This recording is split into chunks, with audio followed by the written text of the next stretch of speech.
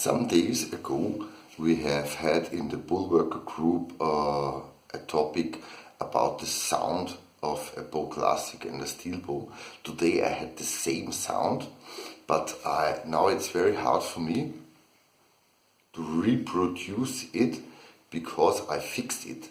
And how I fixed it is I opened my steel bow, and here you can see a black tube. And if this black tube doesn't fit here, there are different positions. You can see here it's very light, and if you turn it a little bit, it's it's more fixed. And if you fix it and turn it, it's very tight, and the sound is gone. As I said, I try to loosen it up and to show you the sound, and now I can reproduce the sound. It's gone. I hope this is useful for you and you can try it on your equipment. Okay, goodbye.